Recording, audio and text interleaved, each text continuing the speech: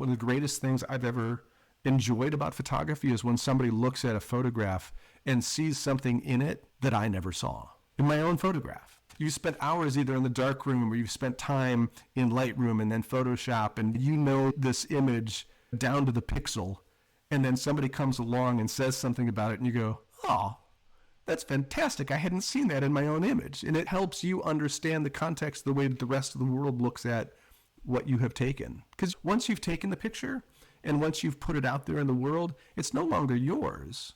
Other people are going to interpret it and make decisions about it. And so that's part of that process of getting feedback, is preparing to show it out to the rest of the world. Hey, welcome to the Beginner Photography Podcast. I'm your host, Raymond Hatfield, and today we're chatting with street photographer Jeff Larason about the power of feedback on your work. But first, the Beginner Photography Podcast is brought to you by CloudSpot. Impress your clients with a beautiful gallery that is easy to view, share, and download on any device. You can control image size, add a watermark, and add download limits as well. So grab your free forever account over at deliverphotos.com and only upgrade when you are ready. Jeff Larason is a longtime photographer of the streets of Boston, and he's also the host of the Crit House, which is personally one of my favorite photography YouTube channels. He hosts these roundtables with other photographers breaking down each other's work, and also brings on photographers to talk about the images that inspired them, that got them into photography. And I know what you're thinking, right? Critique, obviously it's important, but it's scary to share your work. And again, I get that. And in fact, Jeff gets that as well, because he's going to share in this episode how he kept his work to himself for years before learning the value of constructive feedback. We also talk about connecting with a trusted community and the profound growth that comes from in-person feedback, and some tips on how to find that in your own community. So with that, let's go ahead and get on into today's interview with Jeff Larason. Jeff, why don't you tell me, when did you know that photography was first going to play an important role in your life? It was a process. I didn't really start taking pictures until I was 20. I mean, except for snapping family stuff and not really thinking about it. But somebody gave me a camera when I was heading to London for a trip for the summer when I was in college. And when I was there was a darkroom class that I took. And I had just been wandering around the streets of London, and the guy who was running the darkroom looked at my images and said, oh, you should take a look at these photographers. And it was André Cortez and Robert Frank and Henri Cartier-Bresson. So I went to the library and looked them up, and at that point was just knocked out by that there could be art. I was not aware of that photography could be artistic. I grew up on Sports Illustrated and National Geographic, and Nat Geo has some lovely images, but it was not what I had thought of as art. And I think that was the moment that sort of changed things for me, but it was a long progress before I started really taking it seriously as an art form. What were you going to school for at that time? I was in communications, radio and television, which is what most of my career has been, in radio and television. But the class that I was taking in London was unrelated to what I was actually studying in college. So why is that? I'm always excited to learn about that. At that point, was that just something that you thought, this might be interesting, let me get these credit hours? Or was there something a little bit deeper? I mean, you had photography kind of all of your life, but I'm assuming by this point, it hadn't meant anything to you until this time. Well, quite frankly, I'm not that deep of a person, so it wasn't anything deeper. I think it was just that looked like a fun class to take. And I had a camera, and I was enjoying walking around taking pictures in London, and it just seemed like a fun thing to do. So I took it, and it just sort of sparked something in me that I didn't realize was going to be there. Yeah. What were those earliest days like for you? Because I'm sure that you shoot film at the time. Most cameras did not have auto modes, all these program modes and whatnot. So you had to learn how to use a camera. Was that a relatively easy process for you? I did what I knew how to do with the camera, and yeah, it was all manual. I had an old Ricoh. I couldn't even tell you what it was, but it was all manual. And I still shoot manual to this day. All of my cameras have all the bells and whistles, but I shoot as much manual focus as I can as well. That's just the way I learned. It was a darkroom class, so it was interesting to learn sort of what I call the fundamentals of photography. It's a little bit like with Photoshop and Lightroom these days. I had a background in darkroom, which allowed me to at least understand dodging and burning and the things that you did back in the darkroom with your hands and wands in the light, trying to make sure you were getting things right. So it was a good way to learn the fundamentals of photography by starting out with the basics and not having all the bells and whistles that we have these days. Of course. Your first few photos that came out, did you just knock them out of the park, or were there? So there was quite a learning curve there for you. Where do you think you struggled most? I never really thought of it as struggling. I just enjoyed the process of taking pictures. And through the summertime, there was, I think, one picture that I took that lasts to this day. I have no idea how many rolls of film I took that summer, but it was probably 100 or so. And you just learn. You just kind of sort of grow and just assume that you enjoy the process. I didn't know whether I was supposed to be good or bad. No one was judging my work. No one was seeing it. It was just me. And so I didn't feel like I was struggling or trying to rate myself against anybody else because I was taking in pictures and enjoying them and seeing what came out of it on the other end. And then they went into a box and I didn't show them to anybody because they had already done the job for me, which is to give me pleasure with the print. Really? So you were taking these photos and you didn't show anybody? Nobody knew that you were out there taking photos? That's kind of the trajectory of my career. I spent 30 or 40 years photographing and not showing my pictures to anybody. My best friend in the world didn't even realize I was a photographer. And it wasn't until another friend of mine who I talked to about photography, she was a writer, she was an author, and who has editors and people look at her work and give her feedback on the novels that she writes. And she said to me, you should show this to somebody so that you can get some context to whether these are good or not. And so I did. I finally went and I met a guy who was a professor of, I think at the New England School of Photography at the time. And we sat down and had coffee and we looked at him and said, well, this is good and this is bad. And here are some things you want to think about. And here are some things that might move you in the right direction. And I listened to him. That was really the moment that my eyes opened up to what you need to do to become a better photographer. And that's also the genesis of the YouTube program that I have, the Crit House. Because again, I think that there are a lot of people out there who are taking pictures, capturing images, creating, who don't have an understanding of how important it is to show your work to others and to get constructive, healthy, thoughtful feedback. And that's not Instagram. Instagram, you show your work, people like it, and maybe you get likes and maybe you don't. That's not constructive feedback. Feedback is sitting down, looking at a body of work and talking through what's there and what's not there and what it means and what it doesn't mean. I'm really excited to talk more about the Crit House because I've watched a number of videos on YouTube and really enjoy it. But I want to kind of go back to this idea of not showing any of your photos because there's a lot of listeners who, there's the two camps, right? You either show every single photo that you've ever taken on Instagram because that's what everybody does. You don't show any of the photos because maybe it's self-doubt, maybe it's whatever it is. Obviously, there was no Instagram at the time for you, but what was it that kept you from showing photos to others? There was no one to show it to. It was me. I was married to somebody, and then she looked at them, and she appreciated them. But it was a hobby. It was something that I did, that I cared about. I spent a lot of time looking at other photographers. I went out and read books and saw photography of the greats. I got an understanding of who had meaning in the world of photography and in the art world. And I tried to integrate that into my photography, but it was never that interesting to me to show it. And I mean, back then, this is the 80s, right? And the 90s through the process as well. There weren't avenues to show it as much. There were like photo clubs that were out there, but they never really appealed to me for whatever reason. I went to maybe a couple of photo club meetings. They were judging and sort of rating things in a way that it didn't resonate with me. So I didn't show it. I didn't show the work until I had the opportunity for somebody to give me good, constructive, thoughtful feedback. So if living in today's world with the availability of sharing your photos literally everywhere almost instantaneously, would you change anything about your journey in photography? Would you continue to keep those photos like your own until you got to the point to where you did? Or do you suggest to new photographers today to share your work as fast as possible? I don't know. It's hard to put yourself in a position that you aren't actually going to be in. I think I benefited from not showing everything that went out there, and I benefited from not trying to make every image something that is going to get likes. I took pictures, and the ones that I liked. So there was sort of that self-analysis that you allow yourself.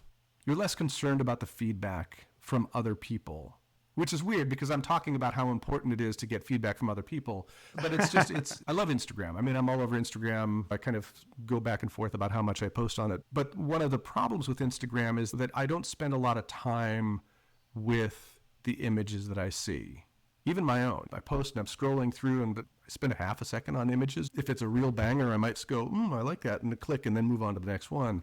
And that for me isn't the best way to look at great photography and to think about it and to understand it. For me, it's looking at books and going to shows and talking to people. That's where you start to understand photography at a higher level than you do on Instagram. And again, I'm an Instagram fan. I'm not trying to diminish Instagram, but I think it has its positives and its negatives, and that it's a place where you quickly look at images is, I think, one of the problems. Yeah, I will agree with that as well. So then if photography for you at the time was a hobby and just something that you did for fun in your spare time, what was the reason for you to want to seek out specific feedback and get better? Because I know as much as I like cooking or lawn care, I'm going to get to a certain point and then that's all that I need. Because if I spend more time on it, it's going to consume everything. What was it about that moment in time or photography where you said, I need to go deeper in this? I think it had something to do with wanting to see where my photography stood in the greater world. And again, this is not Instagram. This is sort of saying, okay, well, the great photographers are out there and they are great for a reason. Why is that? And how can I come closer to being great? Now, I know I'm not great. I'm an okay photographer for an amateur. I've been doing it for 40 years. So a certain amount of time, you start to develop some skill and you get better. But I'm never going to be great. But I want to understand. I wanted to understand how to do things better. And also, by the way, not just create better photographs, but create meaning behind, and not only an image, but a body of work. And also to sort of understand what art is. What does it mean to create art? Because I didn't grow up in a world where art was an important part. I watched sports and I worked and raised a family, but I never understood art. And so a lot of what I was trying to do was to understand art and meaning. And I still struggle with that. I still struggle with trying to understand how my photography can have more meaning and emotional impact on not only people, but on myself, that has some meaning to myself. And that's where I wrestle with it now. I don't wrestle with what the f-stop should be or depth of field or how I process an image. I am wrestling at this point in my photographic life with trying to have it mean something and to have it mean something to other people as well as myself. So when you look at your earliest days, let's say pre-sharing your work with the world, you had that body of work, and then everything since then as well. How have your photos grown more meaning since then? In what ways were they lacking before? Well, I think before, when you start out, or at least when I started out, and not having an understanding of art, I just took pictures. I just, said, oh, this is pretty. I like this, or I like the line, or there was something that about the composition or the moment or whatever. I just liked it. I did that, and I did that a lot. I mean, I got a lot of pictures that I liked. But then you sit down and say, okay, well, I might want to create a book, or I might want to put a show on the wall. And do that is like the next step. Because now if you're going to put a show on the wall, I mean, you can just put a bunch of 15 really good pictures on the wall or whatever the number is, and they're 15 good pictures. But is there a thread of what those images say? Are they sequenced in a way that work together? Is there something that communicates to people the import? Or is there anything important in what you're saying in those images? And for the most part, for the first couple of decades that I was taking pictures, there was no meaning to it. I was just taking pictures. I was going around and I was documenting my life. I actually at some point thought of it as sort of my own personal visual journal. There was nothing important about it to anybody but myself. So if I'm going to put something on the wall, the only person who's going to come to look at it is me and my mom and my son. No one else is going to care.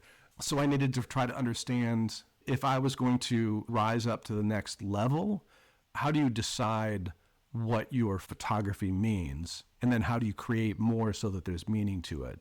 That's where I am. I'm still wrestling with that. I'm still trying to figure out, because that's where you become great, right? Those are the great photographers. They have meaning. There's something that you look at them and you say, oh, that's not only a great photograph, but it hits me in my heart.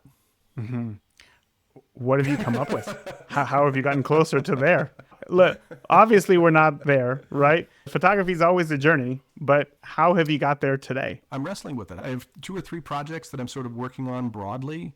There's a street that runs through Boston. I live in the Boston area. The Mass Ave runs from Dorchester through the South End, through Back Bay, into Cambridge, and out to the western suburbs. It runs through some of the most rundown or decrepit parts of the city, and then also just a mile away, go through some of the wealthiest neighborhoods in America, in the world.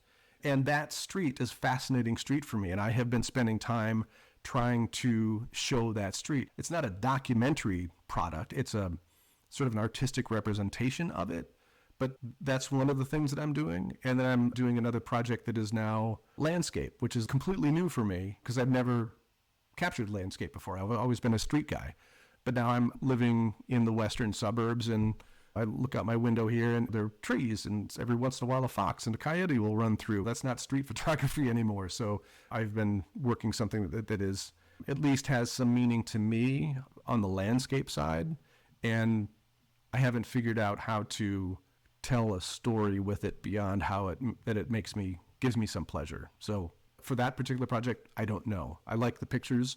I haven't figured out the meaning of it yet. Right. Well, hopefully you can figure that out soon. I know, as you were saying that, I could only draw parallels to a similar situation that I'm in right now and feeling a very similar way of like, but what does this mean? What is it? Like, does this photo look nice? Yeah, but what's it for? And I feel like with landscape, it's very hard not having people in the photos. In fact, every time I chat with a landscape photographer, I'm like, how do you add emotion when there's no smiling faces or eyes, that we can just naturally as humans draw into? And even they struggle. Like, it's a hard thing. So I wouldn't beat yourself up over it for sure. I'm very much enjoying the process. That's one of the nice things about being old is you start to appreciate that things don't have to be done now. I mean, I don't have that much time left on this earth. If it doesn't get done, it won't get done. But I'm enjoying the process. I'm still enjoying the process of documenting the Mass Ave project when I can. So I've got things that I do photographically that I am enjoying, and I'm allowing myself the space to be able to figure it out. Maybe I'll never figure it out. Maybe there's nothing there, but at the moment it's fun. And if nothing happens with it, I'll move on to the next thing.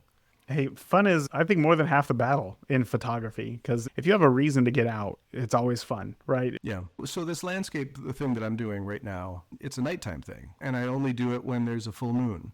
And it documents the full moon. And so I'm getting up at 3 or 4 in the morning and going out I was just out in Nevada last week. I was out in the desert in Nevada at 3 o'clock in the morning shooting the full moon. I don't know if the photography is any good, but it was a fascinating, almost, this is going to sound strange, but it was almost a spiritual sort of occasion. I'm sitting in the desert, 30 miles outside of Reno, and the pitch dark except for the incredible luminance of the moon shining down on this valley where I can see nothing but mountains around me. There's no lights of the city. There's nothing else except for the moon and the desert and me. And that was pretty cool. Very different than Boston. Very different than Boston. Yeah, of course. Let's talk a little bit about the Crit House here, because as I said, I've seen a number of the videos. There's a lot to love about it. I think one, for a lot of photographers, what I found just in the listeners is that a lot of people love to watch YouTube videos because there's always the complaint of, I don't have enough time. I don't have enough time to go out and shoot. I don't have enough time for this and that. But by being able to watch others go through it, there's almost this therapeutic element to it, as if they can live vicariously through these people, right? And as somebody who, I don't really get my images critiqued. I've just always been like, I take the photo, I like the photo's done. But I hear what you're saying of how important it is to get other eyes on your photos. So watching you talk to others about their work, watching others talk about other photographers and the work and the 5 images that they love as well. It's such an interesting conversation that like isn't typically happening on YouTube, and especially in the photography space. And most critiques, if they are on YouTube, are like 3 hours long. Your videos are easy to consume, watch, and get an understanding. Like for me, they get me excited to go out and shoot. Oh, that's good. I see it, I get the inspiration, and now I want to go out and shoot and be a better photographer. And I think that people need more of this. I'm excited to have more people obviously check out your work, put all the links in the show notes for sure.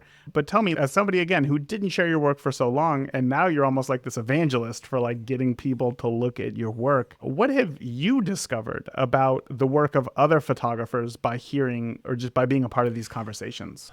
I have started to understand more the language of photography. That being able to communicate about what your images are and what they mean is important for viewers to understand the context. I have said this myself, and I heard other people say it, and it's wrong, that I just want my photographs to stand on their own. I don't want to have to communicate, which would be great. Right. Which would be great if you were that great. But the reality of it is, when somebody comes in to see your pictures, they want to have context. They want to have an understanding of what are you showing. And that doesn't mean you have to write a book about it, but you need to be able to communicate and to let people know, here's what you're seeing, so that you give them a push in the right direction. And the ability to be able to communicate that is very important to being able to make a good photograph and a good body of work. I've also learned that editing is critical to success.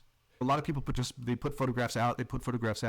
I don't mean editing in terms of like processing in Photoshop. I mean editing in terms of not showing images and deciding that this one is not one that fits within this body of work.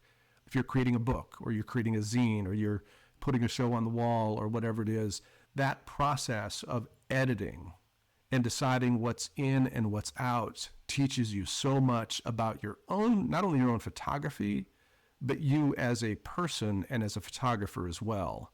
And again, so it's not so much, what I've learned about taking the picture, it's what I've learned about that those decisions and actively making those decisions about your own work is really what makes you a good photographer. And that's part of the process of getting feedback from other people, because people tell you, well, this one works for me and doesn't work for me, and why? And that helps you to understand your own photography. One of the greatest things I've ever enjoyed about photography is when somebody looks at a photograph and sees something in it that I never saw in my own photograph. And you look at it and you're, you spent hours either in the dark room or you've spent time in Lightroom and then Photoshop, and you know this image down to the pixel, and then somebody comes along and says something about it and you go, that's fantastic. I hadn't seen that in my own image. And it helps you understand the context, the way that the rest of the world looks at what you have taken. Because once you've taken the picture and once you've put it out there in the world, it's no longer yours. Other people are going to interpret it and make decisions about it. And so that's part of that process of getting feedback, is preparing to show it out to the rest of the world. This is an area of photography that I've never explored before, and I clearly need to. I love that idea, though, that once you put a photograph out into the world, it's no longer yours. And it reminds me of, I think it's that Ansel Adams quote of, there's two people in every photo, the photographer and the viewer. And it's interesting to think about because it changes at some point, right? Because photography is very much a solo thing. I came from the world of like cinematography, where it's like a team effort. And then you get into photography, it's very solo. But the aspect of the sharing the work, of getting work out there, once again, it becomes collaborative. And that can be difficult because there's a lot of insecurities that we have because it's such a solo thing to create this image that, once somebody says a work is garbage, are they saying that I'm garbage, or are they saying that the work is garbage? And it's hard to separate that. So one, did you struggle with that at all? And if so, what advice do you have? I didn't, because, if somebody tells me my work is garbage, I'm probably not going to listen to that person. That might have been a bit harsh, but like how we internalize things. I think people's concern with critique is that there's this impression that somebody's just going to come in and be mean to you. I haven't shown this landscape project to anybody but my closest people who I trust, but I don't know if I were going to show it to a gallery that they would go, this is fantastic. It's very possible that they would not be very nice about it. But I have gotten to the point where I understand that if I'm asking for feedback, I should ask for specific things. Like, here's what I'm trying to understand about this, not only this image, but this body of work. Can you help me to understand it, to improve upon it? What can you tell me that would make it better? When you go into the critique process, I don't think that the healthiest thing to do is say, is this good or bad? Because that's not going to give you any good feedback to take you to the next step. So no, I guess, I know I went away from your question, but I think I never had problem with getting feedback because I thought it's always been important to me to try to understand what it is that I'm taking and what I'm capturing and how to get better with it. Listen, I know feedback is very hard for some people. I know you create these things that are they're your babies and you love them so much. But I think at some point I just came to the place where I realized that other people have opinions, and those opinions are just as valuable for me to hear as my own. So I needed to hear it. So how do we balance the difference between, because I could ask my mom what she thinks about my photos and she'd be like, these are the best things I've ever seen in my life, right? Every single time. And that's like a false sense of accomplishment. So what advice do you have on maybe finding a community or finding people who we can start to trust? Yeah, and that's a really good question because, I mean, first of all, showing it to your mom and her opinion, incredibly valuable. I love it when my mom says it's a great picture, but she doesn't understand what I'm trying to do, but she likes it and it makes me happy. So show it to your friends. And finding a group of people who you trust and feel comfortable with is admittedly hard. Like I say, I spent a long time not doing that and not knowing how to do that. But we're in a time right now, in an age when we have the internet and we have Instagram. I mean, if there are people that you interact with on the internet that are people whose work you like, reach out and say, hey, listen, I'm trying to learn. Would you like to look at my work? I'd love to hear your opinion. And do a call like we're doing right now. There's nothing more valuable than like sitting across a table and having prints. So if you were not in Indianapolis and I were not in Boston, and we could sit together and just look at these things and talk about these things, and you could say, well, I don't like this one. This one really works for me. These are the ones that I really like. But you can do that. You can do that here. You can do a share screen and I can show you images and you can show me images and we can talk about them.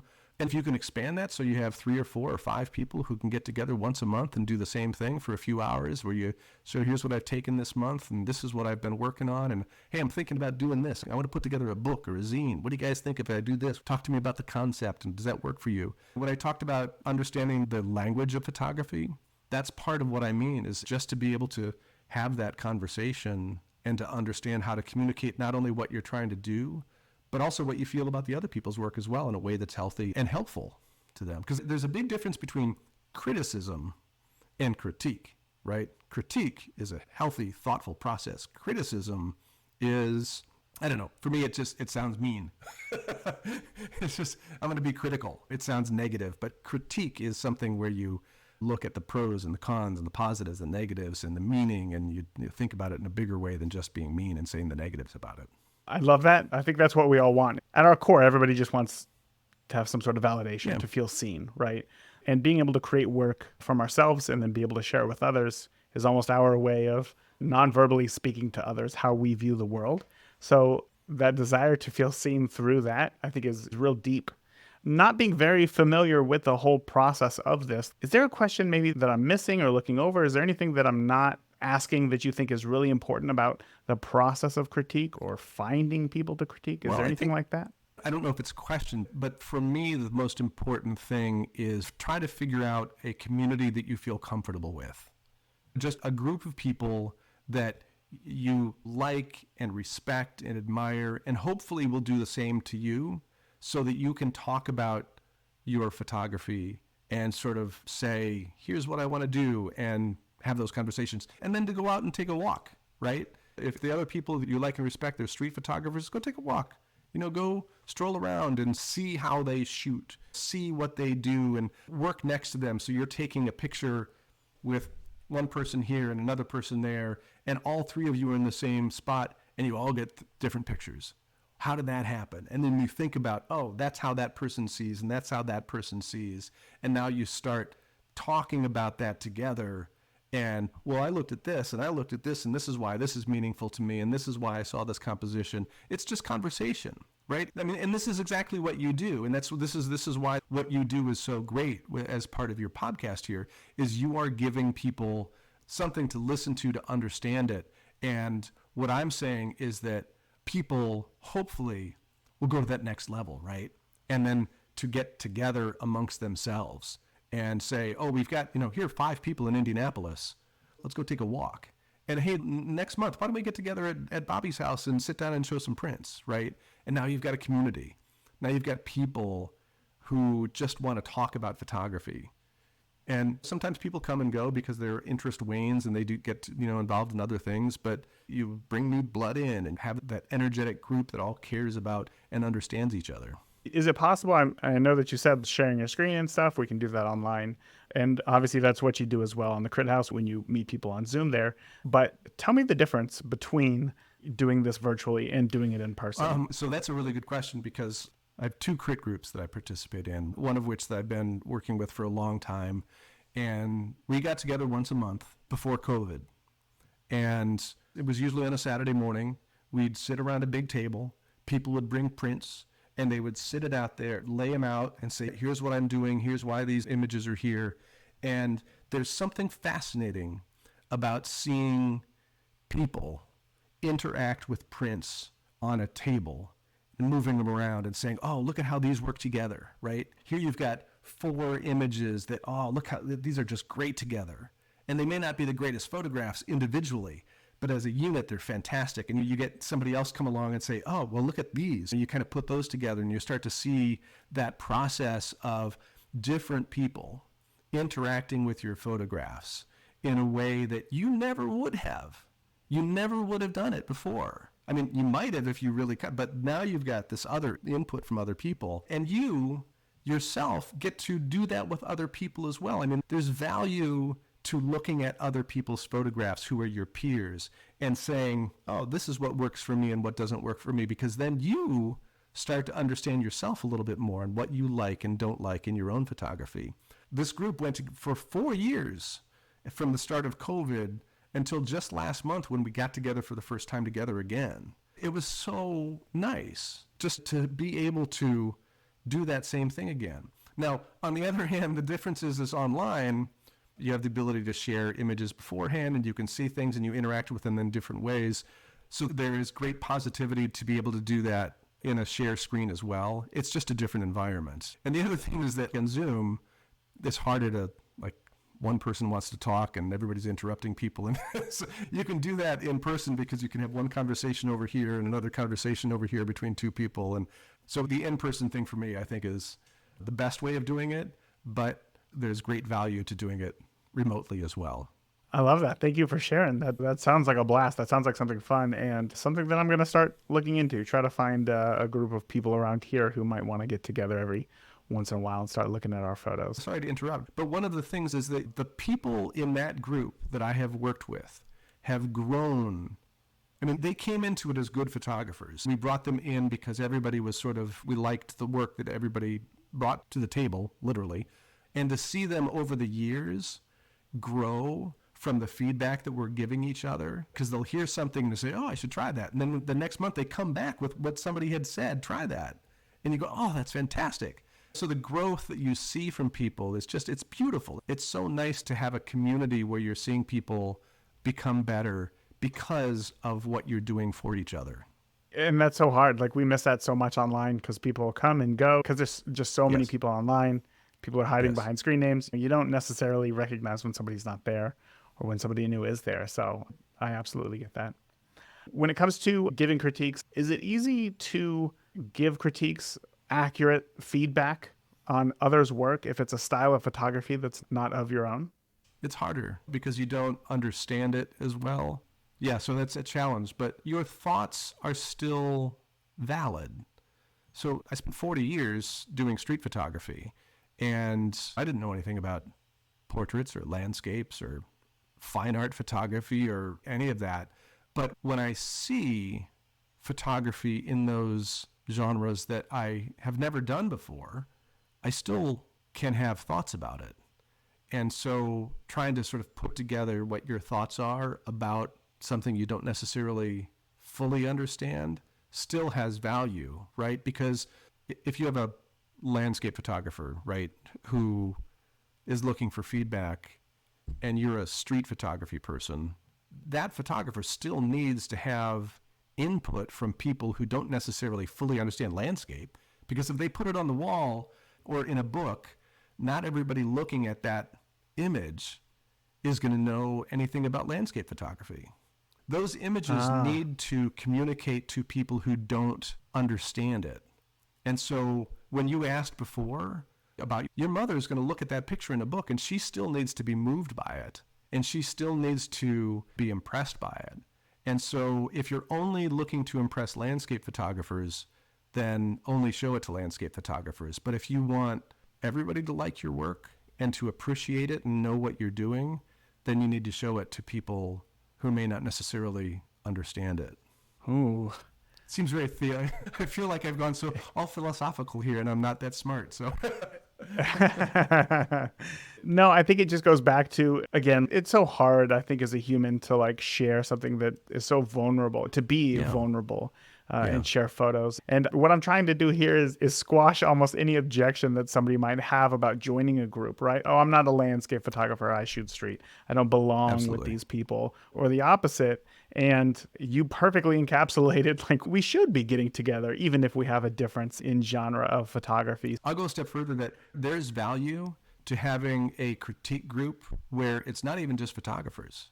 You can bring in a painter, or somebody who does etchings or drawings. And I haven't done this before, so this is all theoretical. I know that there are groups that do this. They bring in people who are just artists, sculptors, and from different areas of art. And now you're having discussions about, as opposed to just about photography. And that becomes a different conversation as well. I'm not saying that we should all do that, but that's the kind of thing that illustrates what you were asking about, is the input is of value from all sorts of different viewpoints. And by the way, think about that for yourself. Your input is valuable to them as well. So it's not only their input to you, because it's a two-way street when you're in these groups. It's a community. You have a relationship, and what you give to it is a big part of the process as well. It's not just gimme, gimme, gimme. You're there to be able to help other people as well. Well, Jeff, I don't know how to end it any better than that. I think that is both inspiring, motivational, and obviously very informative as well. So unfortunately, we are at the end of our time. I know people who are listening are thinking to themselves, I got to learn more about this. I got to get involved. So where can we learn more about you and obviously the Crit House online? My website is just my name. It's jefflarason.com. And then the Crit House is on YouTube. If you just search for the Crit House, you'll find it. And we have, over the last 6 months or so, we've been doing a new series that's not critique, that we bring in photographers to talk about the images that influence their creative growth. So we call it My Five, and it's photographers that show 5 images that when they were starting out and learning photography had some meaning to them. And we talk about why. And for me, that's been a fascinating conversation to hear how people saw photography and grew from it, and the images that had some meaning to them. So the Crit House on YouTube, and my website, Jeff Larason. Then on Instagram, it's Jeff_Larason, Larason. All right, let's go ahead and recap what it is that we learned today. 1, you need to seek genuine constructive criticism. There's no way around it. Jeff, he emphasizes the importance of receiving that specific and constructive feedback, because feedback is more than just yes or no, good or bad. It's deeper than that.